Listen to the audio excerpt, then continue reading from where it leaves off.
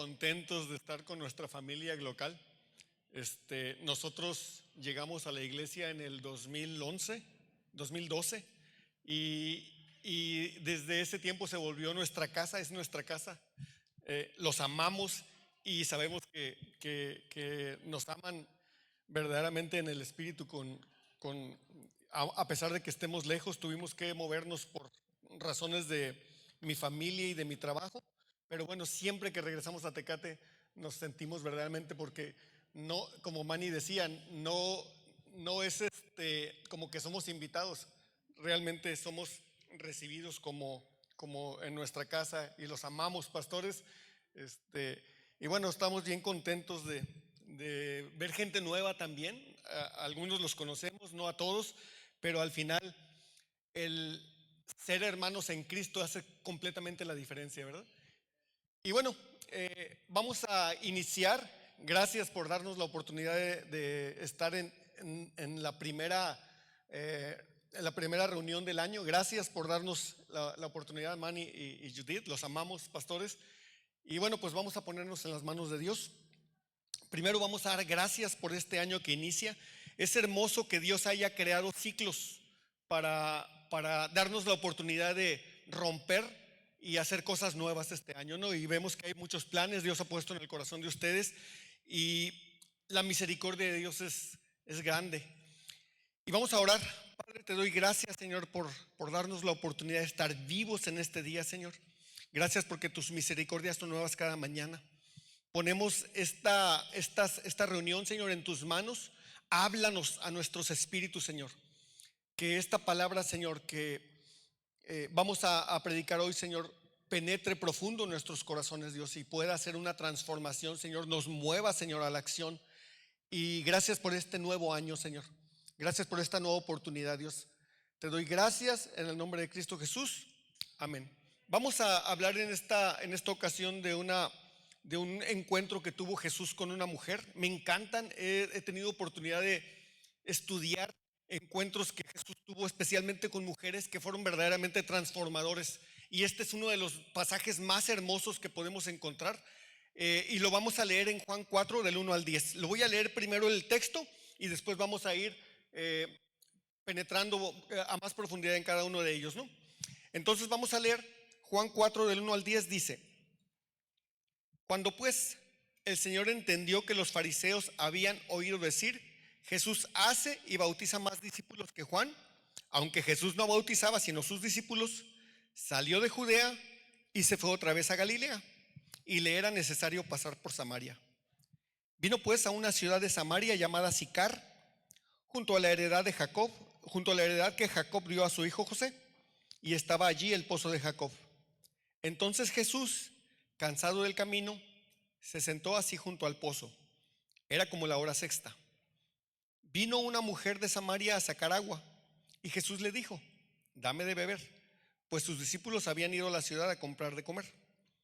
La mujer samaritana le dijo: ¿cómo tú, siendo judío, me pides a mí de beber, que soy mujer samaritana? Porque judíos y samaritanos no se tratan entre sí.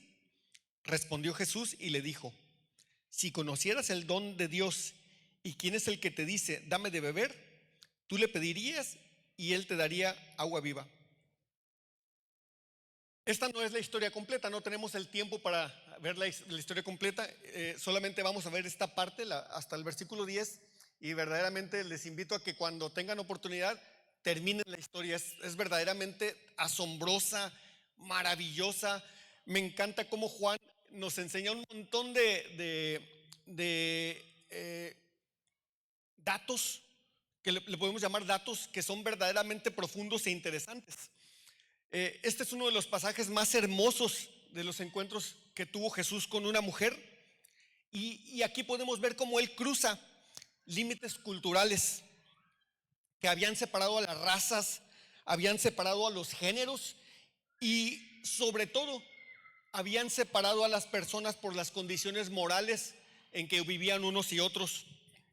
Jesús, a través de este encuentro con la mujer samaritana, nos muestra una nueva unidad en el espíritu para su iglesia, donde no tienes que ser bueno, donde no tienes que vivir una vida que sea perfecta, porque de hecho ni se puede vivir una vida perfecta, y donde se puede ver el perdón, el amor, la misericordia de Dios.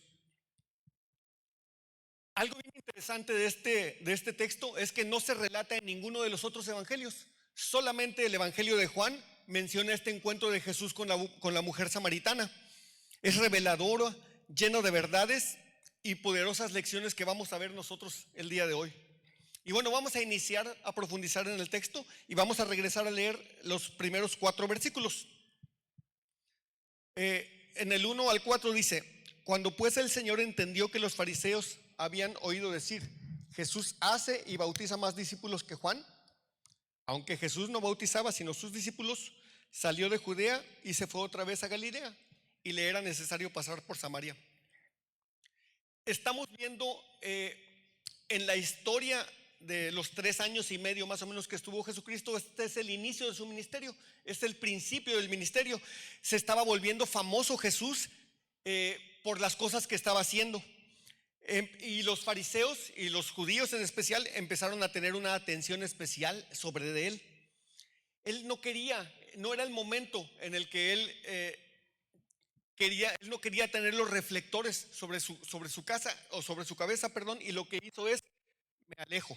Se dice que él se retiró de Judea y se fue a Galilea, en el norte del estado palestino, que es hoy el estado palestino. Y dice que él no era de su tiempo, y él entonces lo que hace es se retira y se va a Galilea. Si ustedes han estudiado el mapa, normalmente la Palestina de ese tiempo estaba dividida en tres grandes áreas. Era el norte, Galilea, estaba en el centro, Samaria, y al sur estaba Judea o Jerusalén. Lo que sucedía en ese tiempo, había un gran conflicto, un gran rechazo entre los samaritanos y los judíos que vivían en el sur, en Judea. Y era tal el odio que tenían entre unos y otros que normalmente lo que hacían era no pasar por la tierra de Samaria cuando iban al norte. ¿Qué hacían ellos? Comúnmente usaban una ruta que cruzaba el río Jordán. El río Jordán, si ustedes ven al norte, estaba del lado derecho. Lo que hacían ellos era caminar, cruzar el río, darle la vuelta a Samaria y volver a cruzar el río para llegar a Galilea. Lo que ellos iban hacia el área que le llamaban al otro lado del Jordán. Lo que hacían en ese tiempo era pues cruzar el río y sacarle la vuelta a Samaria, ¿no? Este rodeo no era algo pequeño. Incrementaba el recorrido que hacían los judíos en más o menos 40 kilómetros. Ahorita nosotros pensamos, bueno, 40 kilómetros no es nada, es como de ir de aquí a Tijuana, pero váyanse caminando y verán que no es tan pequeño. El recorrido normal para ir desde Jerusalén hasta la región de Galilea era de aproximadamente 120 kilómetros si te ibas en línea recta. Eso significaba que era unos 4 días, 3 o 4 días lo que tenías que caminar si te ibas en línea recta. Pero como no querían pasar por Samaria, lo que hacían era darle la vuelta y su recorrido se incrementaba en 40 kilómetros. Esto es más de un día. Entonces un recorrido que te podía durar 4 días, lo hacían en 5 días o 6 días solamente para sacarle la vuelta a Samaria. Tenían que cruzar el río Jordán 2 veces, o sea, de ida y de venida. Y aunque el río Jordán no es un río muy profundo, no es un río de los más grandes del mundo, sí tenías que al menos vadearlo y tenías que cruzar una profundidad de alrededor de entre 1,5 metros, esto es agua que te llegaba al pecho, hasta 3,5 metros en algunos lugares tenía de profundidad ese río. Todo esto lo hacían solamente para no tener que convivir con la gente de Samaria. Pero fíjense algo bien tremendo que dice Juan en este relato. Le era necesario a Jesucristo pasar por Samaria. Y nos preguntamos, pero entonces, ¿por qué le era necesario? Porque Dios tiene propósitos eternos. Él nos conoce a nosotros desde antes de la fundación del mundo, y cuando el Señor quiere tener un encuentro contigo, Él sabe de antemano que tú lo vas a encontrar, que tú te vas a encontrar con Él. En un sentido, Jesús no tenía que pasar por ahí. En realidad lo que Él iba a hacer, iba a retirarse a Galilea y no tenía que hacer, no tenía que hacer esto podía hacer lo que hacían todos los judíos, darle la vuelta y caminar un día y medio más, pero había un propósito, había un plan de Dios para poder alcanzar a una persona que era sumamente despreciada, aún por los mismos samaritanos. Los versículos 5 y 6 dicen: vino pues a una ciudad de Samaria llamada Sicar, junto a la heredad que Jacob dio a su hijo José, y estaba allí el pozo de Jacob. Entonces Jesús, cansado del camino, se sentó así junto al pozo. Era como la hora sexta. La heredad que Jacob dio a su hijo José se menciona en Génesis 48, 21 y 22. No lo vamos a ver, pero si ustedes toman notas, véanlo. Qué hermosa es la palabra de Dios, que está interconectada. Tú puedes ver cómo es perfecta la palabra de Dios. Y algo que puedes ver en un texto lo puedes ver conectado en el Antiguo Testamento. En el primer libro de la Biblia podemos encontrar cuando Jacob le dio esa heredad a su familia, a José en este caso, ¿no? La ubicación del pozo de Jacob todavía es conocida. Hoy sabemos dónde está. No es un lugar que está perdido. Y tenía una vista privilegiada al monte Gerizim, que lo vamos a ver también. El monte Gerizim era donde los samaritanos construyeron su propio templo, su propia religión, y allí decían ellos que había que adorar a Dios. Podemos ver algo más en este texto también, algo maravilloso. Un Dios que es 100% Dios. Él sabía, conocía que iba a encontrarse con la mujer samaritana, conocía el pasado, el presente y el futuro de esa mujer, pero también un Dios 100% humano, un Dios que conocía el cansancio de los seres humanos, el caminar 3, 4 días en un lugar caluroso, en un lugar polvoriento, en un lugar donde no es accesible fácilmente el agua. Llega Jesús cansado del camino y nos muestra que Él era 100% Dios, Él es y 100% humano. Jesús, por ser verdaderamente humano, experimentó lo mismo que nosotros experimentamos. Él experimentó sueño, experimentó dolor, experimentó sed, cansancio, dolor, hambre. De acuerdo con la medición del tiempo en esa época, la hora sexta eran las 12 del día. Entonces Jesús llegó a la mera hora del calor, se sienta en la boca del pozo y se encuentra con esta mujer. En los versículos 7 al 9 podemos leer: vino una mujer de Samaria a sacar agua, y Jesús le dijo: dame de beber, pues sus discípulos habían ido a la ciudad a comprar de comer. La mujer samaritana le dijo: ¿cómo tú, siendo judío, me pides a mí de beber, que soy mujer samaritana? Porque judíos y samaritanos no se tratan entre sí. Podemos ver en esta parte del texto cosas bien hermosas. Vamos a empezar con una. Estaban en el pozo de Jacob, cerca de Sicar, y los discípulos habían ido a la ciudad a comprar de comer. Si los discípulos hubieran sido judíos tradicionalistas, ortodoxos, como eran los demás, los fariseos, los escribas, ellos no hubieran ido a la ciudad a comprar de comer. Si hubieran ido, era aberrante para ellos moverse a la ciudad de Sicar a comprar comida. No hubieran tenido ningún acercamiento con ellos. Esto nos muestra que aún los discípulos, sin estar completamente conscientes de ellos, estaban empezando a ser transformados. Había ya un cambio en los discípulos. Que esta mujer fuera al pozo sola y a mediodía probablemente nos indica que era despreciada por el resto de las mujeres. Normalmente las personas no van a un pozo a las 12 del día, cuando hace más calor. Normalmente las mujeres iban al inicio de la mañana o al final del día. Esta mujer era completamente excluida por las otras mujeres aún de Samaria, debido a su comportamiento sexual desordenado que vemos en los siguientes versículos. Hoy no los vamos a ver, pero tengamos muy en cuenta esto. La mujer samaritana se sorprende por dos cosas que son inconcebibles en esa época y en ese tiempo. Una conversación entre un hombre y una mujer, y una conversación entre un judío y un samaritano. Eran dos cosas que eran inconcebibles en ese tiempo.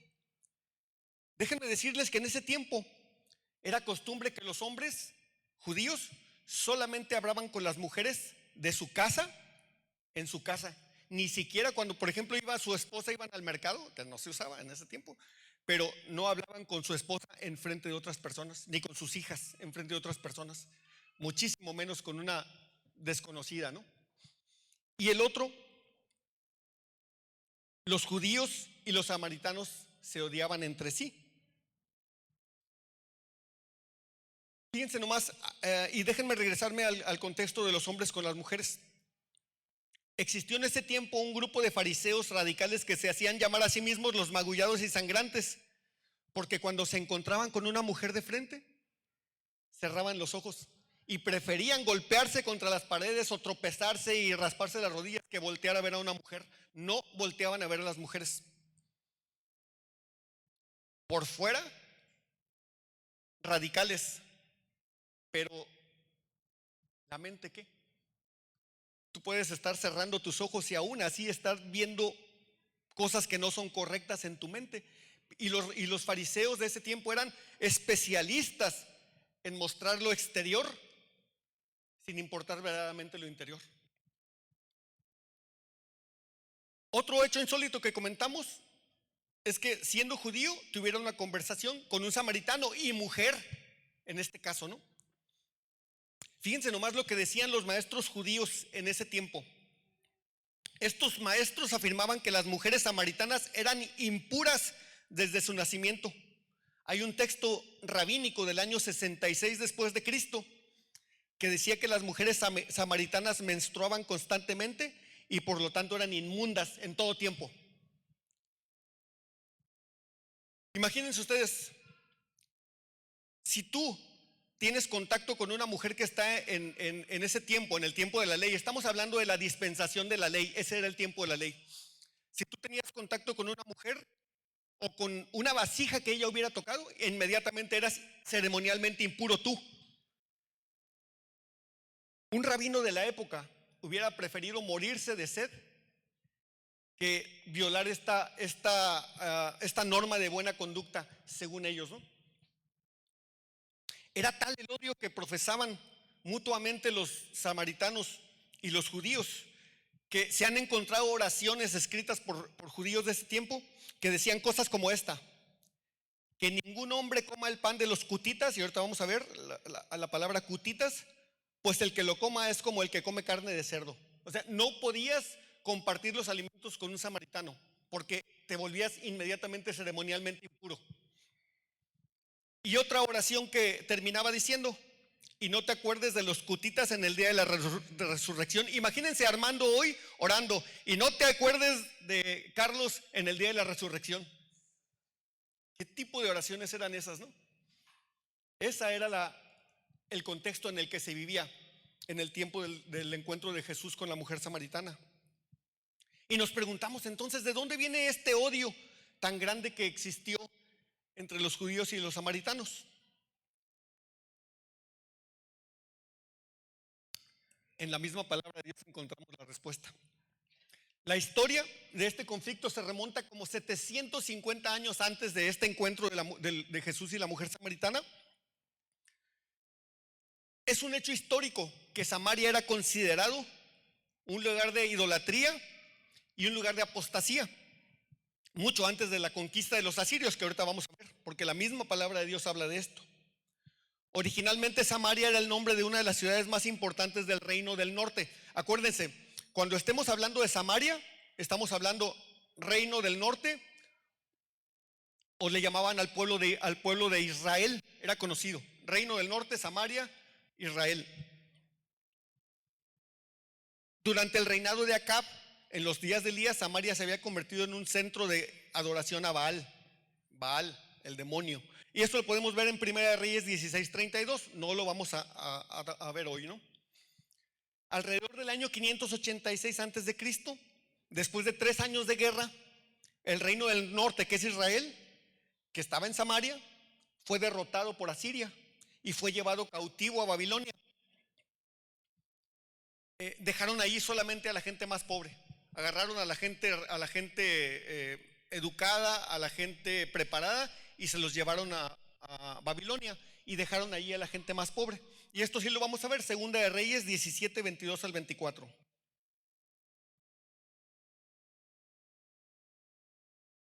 Segunda de Reyes 17, 22 al 24 dice: y los hijos de Israel, acuérdense, cuando estamos hablando de Israel, estamos hablando reino del norte, anduvieron en todos los pecados de Jeroboam que él hizo, sin apartarse de ellos, hasta que Jehová quitó a Israel de delante de su rostro, como él lo había dicho por medio de todos los profetas sus siervos. E Israel fue llevado cautivo de su tierra a Asiria hasta hoy.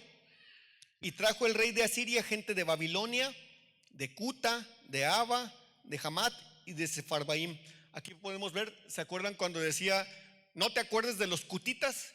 Está hablando de los extranjeros, de la gente de Cuta. Entonces, nos damos cuenta que el pueblo de Judá era verdaderamente racista. Ellos odiaban a la gente externa, inclusive a los samaritanos, y ahorita vamos a terminar de ver por qué odiaban a los samaritanos, ¿no?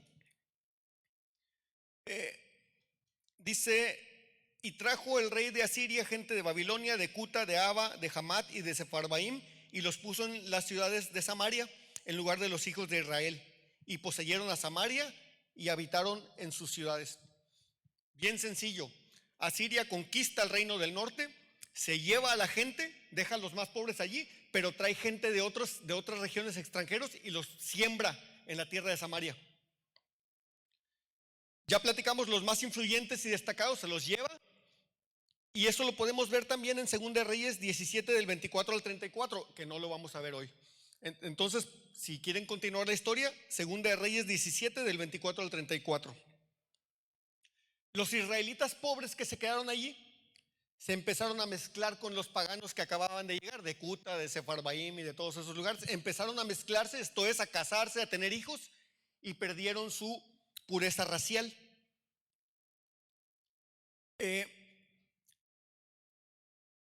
Como empezaron a mezclar también, no solamente sus genes, no solamente las personas, sino empezaron a mezclar sus creencias religiosas, empezaron con prácticas paganas y prácticas idolátricas. No temían a Dios, y entonces Jehová empezó a enviar leones que los mataban. Y eso lo podemos ver en 2 de Reyes 17, donde lo platicamos. El rey de Asiria, entonces, ¿qué hizo? Dijo, algo malo está pasando aquí. Me voy a traer un sacerdote de los que me había llevado a Asiria. Toma un sacerdote de Asiria y lo regresa a Samaria para que le enseñara a la gente a temer a Dios. Y esto lo podemos ver en 2 de Reyes 17, 28, que tampoco lo vamos a ver hoy. El resultado fue una religión que mezclaba elementos de verdad con prácticas paganas. El versículo 33 de 2 de Reyes 17 dice, temían a Jehová y honraban a sus dioses con D minúscula, según la costumbre de las naciones de donde habían sido trasladados. ¿Qué sucedió aquí? La religión verdadera se sincretizó con las prácticas paganas. Eso es algo que todavía seguimos viendo prácticamente en nuestro país y en muchísimos países del mundo, ¿no? Como una religión verdadera se mezcla con las religiones paganas de ese lugar y se vuelve una religión sincretista, una religión mezclada, ¿no? En otras palabras, seguían diciendo que adoraban a Jehová como su Dios, pero fundaron su propio sacerdocio, construyeron su propio templo en Gerizim e idearon un sistema sacrificial de su propia hechura. Hicieron una nueva religión basada en parte en tradiciones paganas. Esto es lo que se conoce actualmente como sincretismo religioso. De hecho, hubo un tiempo en el que Judá también, y ahorita lo vamos a ver, puso imágenes de ídolos dentro del templo de Jehová.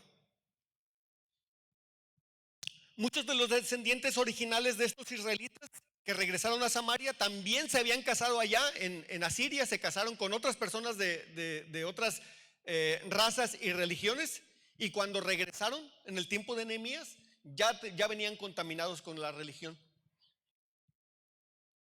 Los judíos consideraban a los samaritanos como una raza mestiza, una raza impura, y su religión como algo falso. Por eso es que durante el tiempo de Jesús se tomaban tanto trabajo de evitar pasar por Samaria. Toda la región era considerada impura. Por ahí leí que en el año 129 antes de Cristo, Judá invadió a Samaria y prácticamente la destruyó su templo, porque se odiaban tanto que no podían convivir. Hay algo sumamente importante que tenemos que considerar aquí. Judá, que juzgaba y levantaba la mano y el dedo contra Samaria, había sido acusado por Dios exactamente de lo mismo. Vamos a leer lo que dice Ezequiel 23 del 1 al 13. Si ustedes ven el texto, en el encabezado de este texto en sus Biblias dice algo así como las dos hermanas, pero la traducción del lenguaje actual le llama historia de dos prostitutas, nomás para que vean qué duro y doloroso es lo que vamos a leer en este texto. Ezequiel 23 del 1 al 13 dice: vino a mí palabra de Jehová diciendo: hijo de hombre, hubo dos mujeres, hijas de una madre, las cuales fornicaron en Egipto. En su juventud fornicaron. Allí fueron apretados sus pechos, allí fueron estrujados sus pechos virginales. Y se llamaba la mayor Ahola, que traducido significa tabernáculo o morada de ella, y su hermana Aholiba, que significa mi tabernáculo o mi morada en ella, las cuales llegaron a ser mías y dieron a luz hijos e hijas. Y se llamaron Samaria, Ahola, y Jerusalén, Aholiba. Y Ahola, estamos hablando de Samaria, es la primera Samaria, cometió fornicación aún estando en mi poder, y se enamoró de sus amantes, los asirios, vecinos suyos, vestidos de púrpura, gobernadores y capitanes, jóvenes codiciables todos ellos, jinetes que iban a caballo. Y se prostituyó con ellos, con todos los más escogidos de los hijos de los asirios, y con todos aquellos de quienes se enamoró. Se contaminó con todos los ídolos de ellos, y no dejó sus fornicaciones de Egipto, porque con ellas se echaron en su juventud, y ellos comprimieron sus pechos virginales y derramaron sobre ella su fornicación. Por lo cual la entregué en mano de sus amantes, en mano de los hijos de los asirios, de quienes se había enamorado. Ellos descubrieron su desnudez, tomaron sus hijos y sus hijas, y a ella mataron a espada, y vino a ser famosa entre las mujeres, pues en ella hicieron escarmiento. Y lo vio su hermana Aholiba, Judá, Jerusalén, y enloqueció de lujuria más que ella, y sus fornicaciones fueron más que las fornicaciones de su hermana.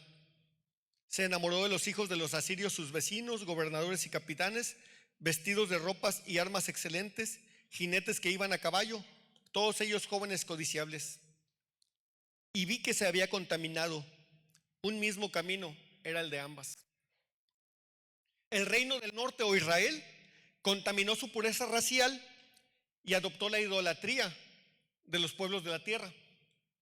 El reino del sur, que es Judá, aunque no se contaminó racialmente, ellos no se mezclaron con los pueblos de la tierra, sí que adoptó la idolatría de ellos. Esta idolatría del pueblo del sur fue abandonada por ese pueblo, por el pueblo de Judá, en los tiempos de Nehemías, cuando empezaron a regresar el pueblo de Israel de la deportación. Dejaron la idolatría, el pueblo del sur dejó la idolatría, pero cayó en algo con lo que seguimos conviviendo hasta este tiempo. Cayó en la religiosidad, en el legalismo y en el orgullo de sentir que era mejor que Samaria. Entonces, en el tiempo de Jesús, por un lado vemos al pueblo de Samaria embebido en la idolatría y contaminando su pureza racial. En ese mismo tiempo, el pueblo de Judá había dejado la idolatría, no había contaminado su pureza racial, pero adoptó legalismo, orgullo, religiosidad, y se creía mucho mejor que Samaria. Regresando al texto que estamos estudiando en Juan 4, Jesús se encuentra con una mujer samaritana. la cual se sorprende al escuchar a un hombre que le pide agua y le contesta: ¿cómo tú, siendo judío, me pides a mí de beber, que soy mujer samaritana? Le hace muchísimo ruido a esta mujer que un hombre judío le pida de beber agua, sabiendo cómo para ellos eran perros, igual que, de hecho, el pueblo de Judá llamaba perros a todos los que no eran de su raza, ¿no? Hay una historia que leí acerca de un obispo que se llama anglicano, es un obispo anglicano que se llama John Reed, que cuenta que al comienzo de su ministerio en Australia, él tenía grupos de jóvenes negros, australianos, aborígenes, pero también en su grupo tenía jóvenes de ascendencia inglesa, blancos, y estaban juntos, los tenía juntos en su misión. Un día decidió llevarlos de paseo, contrató un camión, esto ya está en los tiempos modernos, y subió a todos sus jóvenes al camión, ¿no? Obviamente, como sucede normalmente, los jóvenes blancos se fueron a un lado y los negros a otro lado. Y empezaron a hacerse burlas y carrilla entre ellos y a ofenderse mutuamente, hasta que este pastor se enfadó y dijo: para el camión, le dijo al chofer, bájense todos del camión. Los obligó a todos a bajarse y los formó en una fila y le dijo: no te vas a subir al camión hasta que digas: soy verde. Y estaban los jóvenes en la entrada del camión parados. ¿De qué color eres? Verde, súbete. ¿De qué color eres? Verde, súbete. Hasta que todos los jóvenes se volvieron a subir al camión. Y el pastor dice bien contento: dice, soy muy inteligente, ya los puse en paz a los jóvenes. Arranca el camión y de repente escucha a un joven decir: los verdes claros de este lado y los verdes oscuros del otro. Es triste, pero tenemos la tendencia a separarnos de las personas. Y muchas veces, consciente o inconscientemente, nos creemos mejores que los demás. Esto no es lo que Jesús enseñó. Esto no es lo que Jesús quiere de nosotros, de hecho. El versículo 10 dice: respondió Jesús y le dijo: si conocieras el don de Dios y quién es el que te dice: dame de beber, tú le pedirías y él te daría agua viva. La versión lenguaje actual dice: tú no sabes lo que Dios quiere darte y tampoco sabes quién soy yo. Si lo supieras, tú me pedirías agua y yo te daría el agua que da vida. La temeraria actitud de Jesús al hablar al alma de aquella mujer atormentada, era una mujer que ni siquiera su propio pueblo quería. Rompió todas las barreras tradicionalistas de su tiempo y de hecho escandalizó a todo mundo. Jesús enseñó a su iglesia a traspasar todas las barreras raciales, barreras sociales, barreras económicas e inclusive barreras morales. ¿Cuántas veces hemos escuchado decir: no te juntes con esta persona porque vive en adulterio? No le hables a esta persona porque vive en fornicación. Si ustedes han estudiado la palabra de Dios, se han dado cuenta que nunca Jesús tuvo problemas con un pecador. Si ustedes estudian esta historia, se van a dar cuenta que Jesús nunca le dijo a esta mujer, al menos no lo podemos ver en el texto, nunca le dijo: arrepiéntete de tus pecados, como no lo hizo con la mujer sorprendida en adulterio. Nunca le dijo: tienes que arrepentirte de tus pecados. ¿Qué hizo Jesús? Le mostró su necesidad, o sea, la necesidad de la mujer que tenía de Jesús. Y nosotros hemos sido llamados a eso, a exactamente a lo mismo. No a decirle a la gente: tú estás mal, estás en pecado, estás viviendo una vida que no honra a Dios, sino mostrarles que hay un Dios que todo lo perdona. Jesucristo en este momento está haciendo la transición de la dispensación de la ley hacia la dispensación de la gracia. ¿Qué es la gracia? La gracia es un favor que no merecemos. Ninguno de nosotros, de los que estamos aquí, hemos podido haber hecho algo para agradar a Dios. De hecho, dice su palabra que Él nos llamó cuando nosotros estábamos muertos en nuestros delitos y pecados. Déjenme decirles que cuando Dios me habló a mí, cuando Dios me llamó de las tinieblas a su luz admirable, era el tiempo más oscuro de mi vida. En el tiempo donde yo estaba en el fondo de un hoyo. En ese momento Jesucristo me llamó. Nosotros normalmente nos sentimos cómodos hablando a grupos de personas que son similares a nosotros, que viven de una forma similar a nosotros, que tienen un poder económico similar a nosotros, que tienen ideas similares a nosotros. Pero ese no es el ideal de Jesús. Tenemos que tener nosotros un corazón tan lleno de amor que estemos dispuestos a correr la segunda milla, que estemos dispuestos a testificarle a la gente con la que nos encontramos todos los días, cualesquiera que sean las barreras que nos separan. Adictos, trabajadores manuales. Tenemos que evitar el sentimiento de que estamos en una posición superior a los demás. Debemos acercarnos a las personas con la conciencia de que estamos hablando de pecador a pecador. ¿Cuál es la única diferencia? Aceptamos el regalo de la salvación. Dice la palabra de Dios, no hay bueno ni uno solo. ¿Cuántas veces nosotros, consciente o inconscientemente, rechazamos a las personas por su forma de vida? Jesucristo rompió todas las barreras y nos mostró aquí en este texto algo que hacía explotar la cabeza de los judíos. Los judíos en ese tiempo, Jesús les llamó sepulcros blanqueados, tenían reglas para todo lo exterior, pero su interior no había entendido realmente lo que Dios quería de ellos. Nosotros tenemos oportunidad de hablarle de Dios a las personas, al mesero, al que cuida nuestro carro, al que lava nuestro carro. Todas estas personas necesitan, igual que nosotros, aceptar la gracia de Dios. Ni siquiera, como les decía, tenemos que obligarlos a arrepentirse de sus pecados. Eso va a salir del encuentro con Jesús. Solitos se van a dar cuenta. En el momento que tengas un encuentro con Jesús, la persona se va a dar cuenta que necesita arrepentirse. Pero no es el trabajo de nosotros pedirles que se arrepientan. Eso lo hace Dios en el corazón de ellos. No podemos ser los que juzgan y castigan. Si alguien tuvo autoridad verdaderamente para juzgar y castigar, era Jesús, y Él no lo hizo. No lo hizo.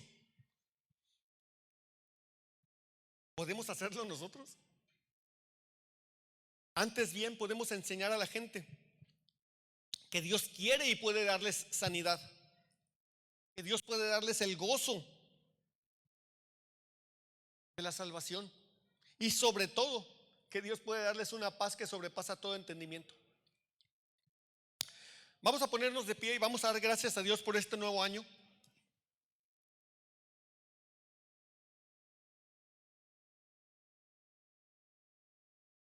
Gracias, Dios. Gracias, Dios, por este ciclo nuevo, Señor, que nos permites vivir, Dios. Por este año nuevo, donde sabemos, Dios, y vemos tu misericordia cada mañana, Dios. Ayúdanos, Señor, a despojarnos de la religiosidad. Ayúdanos verdaderamente, Señor, a alejarnos de la idea de que somos mejores que nadie, Señor. Y ayúdanos a tener un corazón, Señor, como tu corazón. Un corazón, Señor, que no rechaza a las personas. Un corazón, Señor, que perdona. Un corazón que no juzga, Dios. Aunque tú eras el único, Señor, que puedes juzgar, no lo hiciste, Señor. Dice tu palabra, no juzguen para que no sean juzgados. Ayúdanos a extender este regalo que recibimos de la salvación a otras personas que no te conocen, Señor. Esas personas, Señor, que son rechazadas. A esas personas que nadie quiere, Dios. Ayúdanos a ver con tus ojos, a oír con tus oídos, Señor, y a hablar con tu boca, Señor. Que este verdaderamente sea un año, Señor, donde alcancemos, Señor, a las personas que te necesitan. Todos te necesitan, Señor. Todos te necesitamos. Pero que no seamos nosotros tropiezo para ellos, Dios. Enséñanos a amar como tú amas, a perdonar como tú perdonas, a no juzgar como tú no juzgas, Dios. Gracias, Dios, por la iglesia global, Señor. Una iglesia temerosa de ti. Como dice nuestro pastor Meni, Señor, que puedan venir como son, Señor. Nosotros no somos responsables de la transformación. La transformación, Señor, la haces tú. Que podamos tener un amor que se perciba, Señor, en el abrazo, que se perciba en las palabras, Dios. Te doy gracias, Señor. Bendice a nuestros pastores, Señor, en el nombre de Cristo Jesús. Amén. Dios les bendiga.